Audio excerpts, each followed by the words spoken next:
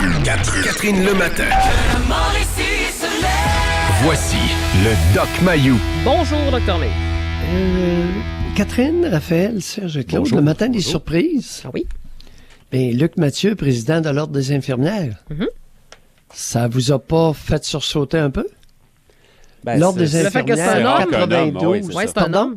Le fait que c'est un homme? Ben là, l'Ordre des infirmières, c'est 95% de femmes. Elles se sont élues un homme à leur tête. Et on rappelle que c'est l'Ordre des infirmières et infirmiers du Québec. Absolument. Oui, mais président de l'Ordre des infirmières à 92% féminin. Alors, le 5 novembre 2018, Conseil d'administration a décidé d'élire Luc Mathieu, leur président. Oui, et c'est récemment, là. C'est en novembre dernier. Et après ça, ben, vous viendrez vous lamenter. Il n'y a personne qui s'est lamenté. Parce qu'un homme ne peut pas défendre les droits des femmes qui sont infirmières. Et là, écoute, quel message on envoie aux jeunes femmes du Québec? Bon, c'est quoi le message? Vous n'êtes pas capable de vous défendre. Lorsque vient le temps de vous représenter, ça vous prend un homme. Mais c'est pas une première, ça? Je crois qu'il n'y a jamais eu un homme à la tête de l'Ordre des infirmières du Québec. Non, exact. Je sais pas. C'est le message envoyé aux jeunes femmes qui me fout en rogne le matin. Ah oui? J'ai rien contre Luc Mathieu. C'est un type qui est qualifié. Il a été vice-doyen à Sherbrooke. Je crois qu'il a été vice-doyen à la faculté de soins infirmiers. Ben, c'est un homme qui a un doctorat. Là. Je regardais hier là, dans mes recherches. Il y a un doctorat en administration des affaires, je pense. Ben oui. Oui, mais quel message vous envoyez aux femmes? Ben, je l'avoue, vous êtes des incapables. Alors, quand ça va mal puis ça barde, allez vous chercher un homme. Voyez, après ça, venez me traiter de misogyne. Il était directeur académique du Centre de formation continue de la Faculté de médecine et des sciences de la santé à l'Université de Sherbrooke. Doc, j'ai une question, par exemple, juste pour clarifier les choses. Est-ce que l'homme en question a été embauché par l'Ordre ou il a été élu par les membres? Élu. Il est élu. Oui, il est élu par... Non, il n'est pas embauché, il est élu. Oui. C'est ça. Oui. Donc, c'est 95% des membres qui sont des femmes qui ont voté pour lui. Oui. C'est-à-dire, c'est le conseil... Non, attendez un peu, là. Je ne crois pas que ce soit laissé au suffrage. Je pense que le président, c'est comme Maurice Gaudreault, le nouveau président du Collège des médecins. Je crois qu'il est élu par le conseil d'administration. Oui, ils disent les administrateurs de l'ordre. Il n'est pas élu au suffrage universel des professionnels. Non, exact. C'est le conseil d'administration. Auparavant, Lucie Tremblay avait été là pendant longtemps. Là. Je pense qu'elle avait fait 3 mandats, Mme Tremblay. Oui. Elle était là pendant plusieurs années. Ben écoutez, comme membre du conseil d'administration, outre le fait homme-femme, on a choisi le plus compétent? Est-ce que c'était le plus compétent actuellement? Mais quel message vous envoyez? Ah, mais Dr. Mayou, lâchez-moi le message. Si le gars, il est compétent. Moi, comme femme, c'est comme si vous me disiez, ça me dérange ça d'avoir une patronne féminine parce que je suis une femme. Non, mais vous comprenez, si le gars, il est compétent, puis il me représente. Non, moi, je comprends pas qu'un ordre professionnel composé à 92%, puis trouvez-moi les chiffres, là. Oui, mais c'est autour de 90, sinon plus. C'est pas les membres, c'est pas les 75 000 membres qui ont voté. C'est le CA. Oui, mais si j'étais une infirmière ce matin, j'entends Luc Mathieu, si compétent fût-il, je l'entends parler, est-ce que je me sens représenté? Oui, mais dans la pratique au quotidien d'une infirmière, ça change quoi? Pas grand-chose. Non, puis c'est peut-être... Non, mais moi, je suis d'accord. Je voulais vous donner mon son de cloche. Écoute, c'est parfait. Je vais pas plus loin. OK, on l'entend. Moi, je suis d'accord avec Catherine. En fait, j'inverse la situation. Si, par exemple, je prends par exemple la construction. Alors, une femme serait à la tête de l'association, la PCHQ, l'Association des professionnels en construction et habitation du Québec. Est-ce que ce serait la même chose? C'est parce que c'est le domaine de profession ou... Ben, le domaine, oui. Mais je vais vous donner un exemple. C'est encore pire parce que, pourquoi c'est encore vous pire? savez, vous fendez le derrière en 4 pour essayer de valoriser, de rendre les rapports égalitaires hommes-femmes, d'amener la parité salariale. Vous arrêtez pas de nous écœurer avec ça. Puis là, ce matin, vous nous arrivez avec un président de l'Ordre des infirmières. Bon, OK, c'est correct. Ouais, mais c'est moi qui, ce matin, va de surprise en surprise. Mais je vous donne un exemple. J'en ai une, oui. Ouais, j'en ai un exemple concret. Raphaël, donne un exemple. Ben oui. Moi, j'en ai un à vous donner. Au dernier gala Radisson, là, la personnalité féminine de l'année, puis là, son nom m'échappe malheureusement, c'est une femme qui est arpenteur, qui a une des principales firmes au Québec. Elle est devenue la première femme de l'Ordre des arpenteurs. C'est la première fois que ça arrivait, alors que c'est un domaine drôlement masculin, l'arpentage. Mais ça fait combien d'années que ça existe, le concours Chapeau les filles, pour les femmes, justement, inciter les femmes à aller dans des métiers non traditionnels. Ouais. Pour les femmes, ça existe depuis X années, depuis 20-25 ans que ça existe. Madame Chantal Arguin, je pense. Exactement, tu as tout à fait raison. D'Arguin et associés. J'ai la réponse concernant le pourcentage des membres de l'Ordre des infirmières et infirmiers. C'est 88 qui sont des femmes et 12 qui sont des hommes. En 2017-2018. Je m'excuse l'erreur. Non, ben, je comprends votre point, mais je vois pas. 88 OK. Oui, 88 Bon, mais toujours est-il que, écoutez, c'est une remarque et je n'argumenterai pas avec vous ce matin. Non? C'est... Non, qu'est-ce qui se pas passe? là-dessus. Non, pas là-dessus. Regardez donc, c'est... Son de cloche et retrait préventif. La première fois que vous l'utilisez, votre retrait préventif. Il y a une réalité qui est là, Dr Mailloux. On va le rester dans le domaine de la santé, par exemple. Oui. C'est les infirmières qui se font violenter, tabasser. C'est raconté ce matin dans le Journal de Montréal. Là. C'est une infirmière auxiliaire de la Beauce qui en a même perdu son bébé parce qu'elle a reçu un coup au ventre. Il y en a beaucoup, là. Oui. Il y a toutes sortes de patients avec toutes sortes de problématiques. Alors, on en parle plus, ça a toujours été. Il y a de la violence...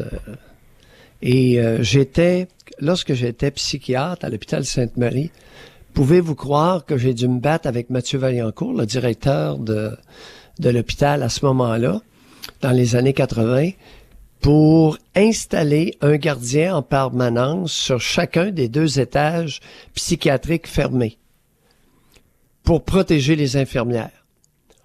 Et j'ai dû, pendant 6 mois, prescrire un gardien afin de forcer la main à Mathieu Vaillancourt pour embaucher sur 3 chiffres un homme disponible sur l'étage, sur chacun des 2 étages en tout temps. Parce je considérais qu'il y avait trop de risques de violence envers les infirmières. Ah oui. Visiblement, c'est encore le cas aujourd'hui. Oui. Bravo, Danielle McCann, soit dit en passant. Oui. Elle a fait plier les genoux de Maurice Gaudreault, le président du Collège des médecins. Alors, la nouvelle ministre a du cran avec les infirmières spécialisées. C'est de bon augure. Maintenant, il y aurait lieu d'accompagner la formation académique avec une reconnaissance d'expérience pratique. Je vais aller plus loin ce matin. Puis je vous soumets ça. Alors, il y a des infirmières qui travaillent, par exemple, en psychiatrie ou en cardio ou en soins intensifs. Ouais. Comprenez-vous? Alors, après 10 ans, elles deviennent très bonnes et pourraient peut-être se voir attribuer des privilèges de diagnostic et de prescription ou de modification de traitement ou une participation accrue à la prise en charge des patients. Est-ce que c'est bien dit? Oui, c'est bien dit.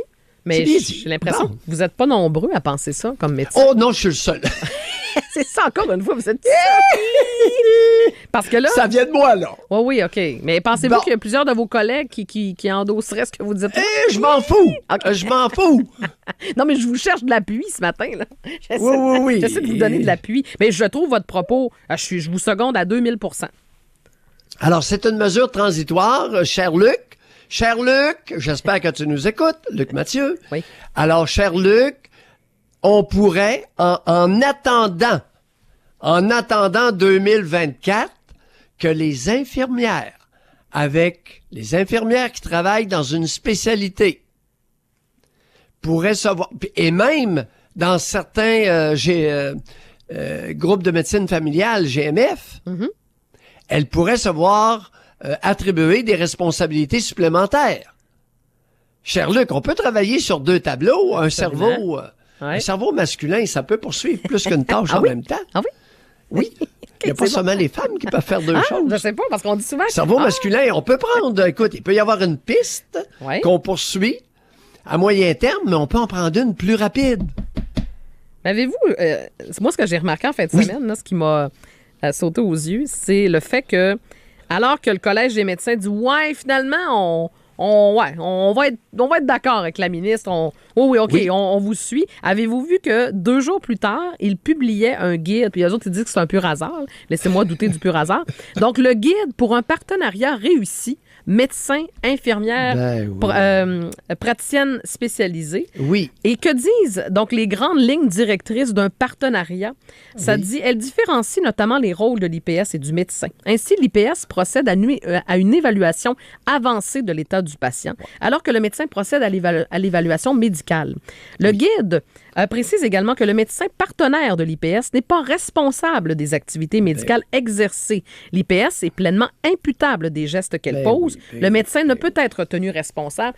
Là, je me disais que 2 jours plus tard, on s'entend qu'ils sont semi-d'accord. Ils n'ont pas eu le choix de dire qu'ils sont d'accord.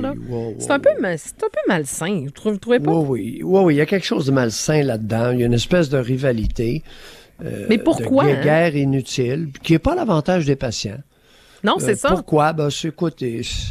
C'est le moi, c'est le narcissisme.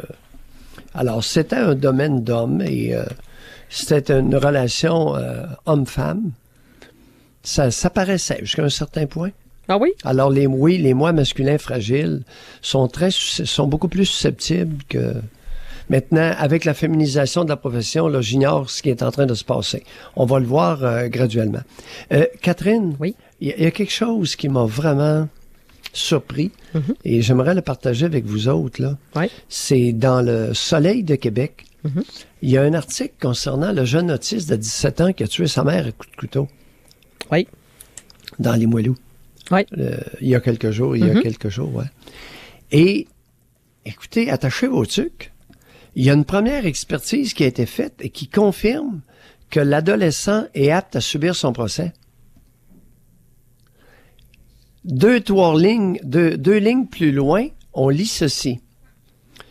Ce garçon de 17 ans, qui vit dans un centre de réadaptation pour déficients intellectuels, visitait sa mère les fins de semaine. Regarde, à titre de psychiatre, je me dois de vous dire que c'est vraiment surprenant, là. Un autiste de 17 ans vit dans un centre avec des déficients intellectuels, mais est apte à subir un procès au Palais de justice de Québec. Alors, il connaît le rôle de tout le monde, son avocat, l'avocat de la couronne, le rôle du juge. Il a été reconnu capable de contribuer à sa défense en cours et il a été reconnu apte à donner des instructions à son procureur, à son avocat. Comment concilier le fait qu'il est dans un centre de réadaptation pour déficients intellectuels, mais il connaît tout le système judiciaire suffisamment pour subir un procès? Je suis d'accord avec vous. Je sais pas. Je me questionne. Et savez-vous sur quel aspect je me suis questionnée? Oui, vas-y. Non, c'est que vous parlez du centre de réadaptation où il habitait. C'est situé dans Chaudière-Appalaches. Et contrairement à un centre jeunesse qui est soumis à une loi, dans un centre de réadaptation, c'est sans contrainte. Tu sors, tu rentres comme tu veux, tu peux aller visiter ta famille. Mais tu sais, dépendamment du degré d'autisme, ça se peut-tu que ce jeune-là avait un potentiel dangereux? Visiblement, potentiellement, oui. C'est bizarre, tout ça. C'est l'aptitude à subir le procès. Comment un jeune de 17 ans peut vivre avec des déficients intellectuels dans un centre de réadaptation et connaître la vie comme un citoyen qui a aucun handicap? Je sais pas. Moi non plus, je la comprends pas, celle-là. À titre de psychiatre, je dois vous dire que ça m'a beaucoup surpris.